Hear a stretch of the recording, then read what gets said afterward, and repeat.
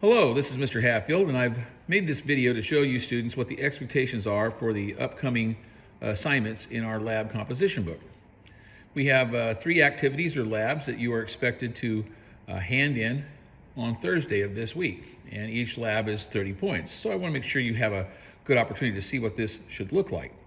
Here we have the Analyzing Periodic Trends activity. You should have a heading with your first and last name, chemistry, the title, the purpose, the materials, and the procedure. On the following pages, you should have 2 graphs of the first 40 elements against 2 different periodic trends. On the white graph, it should be graphed against atomic radius, and likely cations, positively charged, should be colored in a warm color. Likely anions, negatively charged, should be colored in a blue color, and a third color should be used to connect the dots. And each of the dots should be labeled with the symbol of the elements. And again, we do the first 40 elements on the white paper against the atomic radius, and we have the same 40 elements against the ionization energy on the green paper. Once you've completed the 2 graphs, they've been submitted and returned to you, you are given a short list of questions, which is different for every student, where you're asked to tell me things about the trends. Across the way, we have our next activity, which is the bright line spectra. Part of this was based upon the spectral tubes that were shown in class, and part of it's based upon an online simulation. So in class, you should have a data table where you saw different numbers of lines for different numbers of unknown gases in the spectral tubes.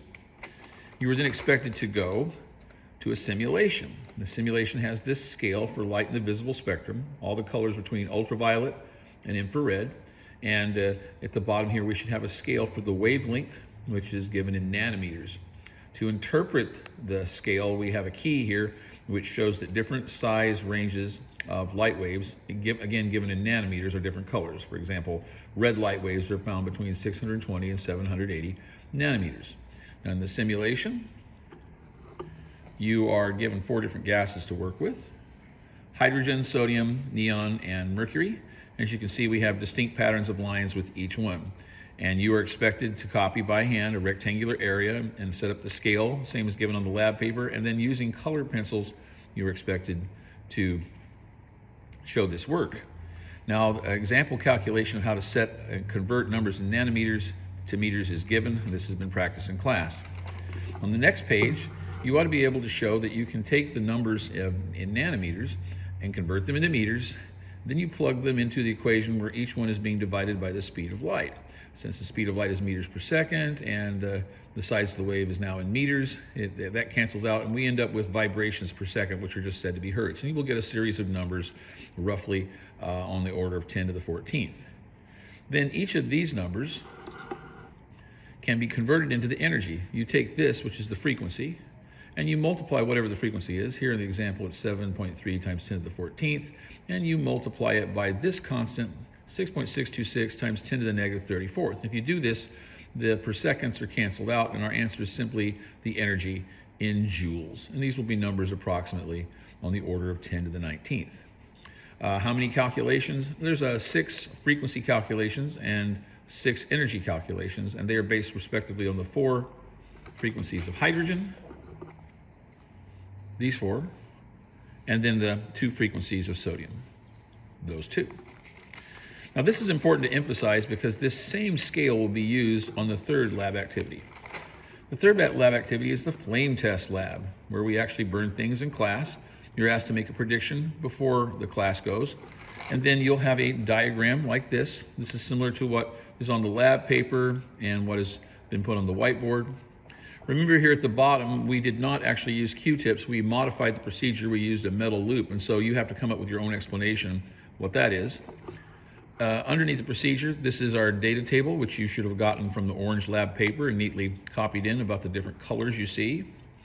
Across the way, you should have drawings of flames based upon the colors that you think that you observed.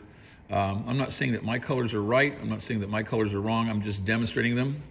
Finally, you'll choose one of these colors. In my case, I chose the yellow-orange color from sodium, which I estimated to being 590 nanometers. We converted that into meters and used it to divide the speed of light, just like in the previous lab. We get this number right here, which is the frequency. And again, just like the previous lab, we multiply that frequency by Planck's constant and we get an estimate for the amount of energy in joules.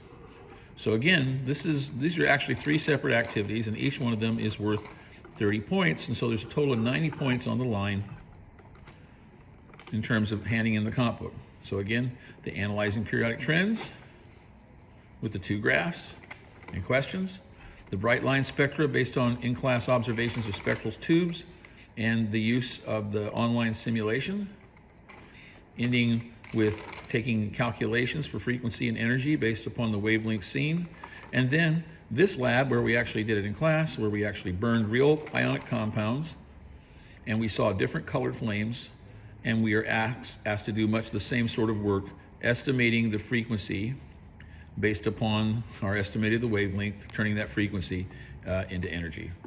And I hope that this was helpful.